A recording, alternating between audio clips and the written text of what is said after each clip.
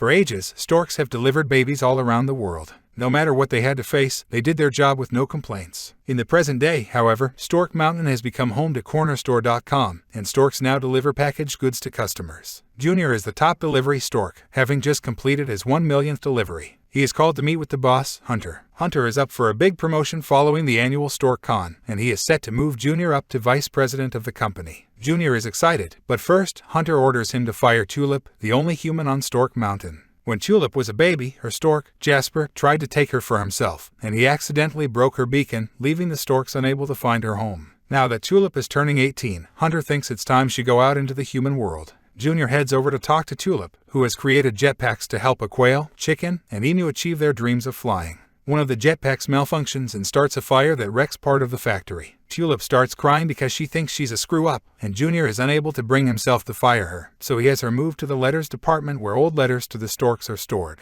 Tulip quickly gets bored and pretends to be other people to entertain herself. Somewhere far away, a young boy named Nate Gardner is playing a game where he pretends to be part of a ninja squad. He expects his parents Henry and Sarah to play, but they are very preoccupied with their careers in real estate. Nate then decides he wants a little brother, but his parents don't know how to explain to him where babies come from. Nate finds a pamphlet in his attic that explains the stork delivery system, so he writes a letter to the storks as his parents to request a younger brother with ninja skills. The letter makes its way to the factory and into Tulip's possession. She mistakenly slips it into the baby-making machine. Junior watches this in Hunter's office through security cameras. He rushes to the machine room to stop it, having to slip his wing into a dangerous mechanism to hit the emergency shut-off button. Unfortunately, a baby has already been created. Junior decides he has to deliver the baby before Monday when Stork Con happens so that his promotion chances don't get ruined. He then finds a plane that Tulip built for apparently delivering packages for Corner Store. They take the plane with them and head out for the delivery. One of Junior's co-workers, Pigeon Toady, finds baby POWDAH in the factory. He takes his own little flying device to head out and find Junior, Tulip, and the baby. Nate starts to gather items to build a landing pad for the storks to deliver the baby. Henry steps outside to see this and agrees to help for a few minutes. Time passes and he's having so much fun with his son that he doesn't care. Sarah sees the two of them and tries to get them to stop, but Henry convinces her that they have to spend as much time with Nate as they possibly can. Sarah decides to join the fun by smashing the chimney. As Junior and Tulip fly on, they hear that the baby is upset. Tulip's maternal instincts kick in and she goes to take care of the baby, leaving the plane without a pilot.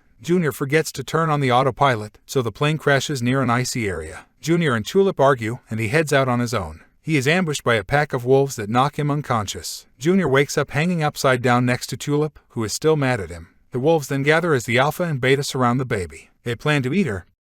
If you're enjoying this video, then make sure to subscribe and like the video. Thank you. But they start licking her and fall in love with her. The baby starts laughing when Tulip hits Junior, and the wolves are all mesmerized by the baby's adorable laughter. Tulip convinces the wolves to cut them loose so she can hit Junior more. She grabs a large branch and whacks the alpha over the head, allowing her and Junior to run with the baby. The pack chases after them, taking on many crazy forms like a bridge, boat, and submarine to catch up. Junior makes it back to the plane, but Tulip nearly falls into a crack in the ice. Junior runs to go save her. They push the plane down into the water since it has a raft to let it float. The wolves try to form a plane, but they fall since they can't fly. The three are now floating along the river. Junior gets nervous when Tulip keeps asking him why he wants to be boss and the whole stork-baby relationship, so he stabs the raft and forces them to take shelter in a nearby cave. Tulip braids Junior's feathers, and the two bond over their jobs and goals. Tulip admits she built the plane to find her family, and she kept one piece of her beacon in case she could manage to succeed. Junior assures her that she will find them. The two try to go to sleep but are both kept awake by the baby. They do what they must to get her to fall asleep. The three continue their journey, while Toady continues to follow them, and the Gardners continue bonding as they build their landing pad. Toady eventually gets enough information to bring back to Hunter, who plans to have Junior and Tulip return the baby. Toady changes the beacon address from the Gardner home to Corner Store HQ.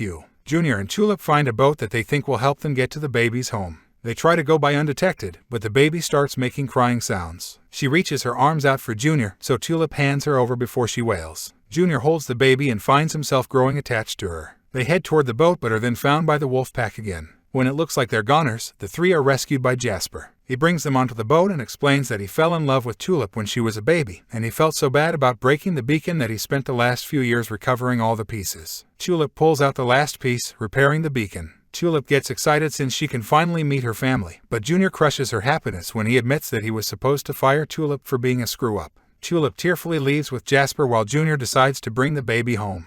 Jasper brings Tulip to her family's home, but she decides to go back for the baby. Junior arrives at the location where the beacon has brought him. At the same time, the gardeners hear a knock on the door and they think it's the Stork. It's actually a police officer with a cease and desist to tell the gardeners they need to take down their pad because it's unsafe. Henry and Sarah tell Nate the truth about how storks don't deliver babies anymore and that they just wanted to spend time with him. Nate sadly takes down the lights he put up to attract the storks. Meanwhile, Junior realizes he's walked into a trap as Hunter and Toady take the baby away from him with Hunter's penguin minions. After they leave, Tulip arrives and orders a package and has it returned to Corner Store with her and Junior stowed away in the box. The two have arrived in the middle of StorkCon as Hunter is giving a presentation. They sneak away in a costume as they find the penguins trying to take the baby away. Since the baby is asleep, Junior and Tulip fight the penguins while being as quiet as possible. Once they recover the baby, they accidentally draw attention to themselves from Hunter and the other storks. They chase after the three and are led into the baby-making machine room. Hunter tries to get the baby away from Junior by promising he can still keep his job, but Junior instead grabs the hose to the letter room and stuffs the machine with hundreds of letters, mass-producing babies. The storks rush to grab the babies. Hunter takes control of a giant robot to try and destroy the machine, but his control pad is being messed with by the baby. The robot gets pushed out of the factory and gets caught on wires that start to pull the factory off the mountain. Hunter plummets to his doom, but not before using the robot claw to pull Junior, Tulip, and the baby down with him.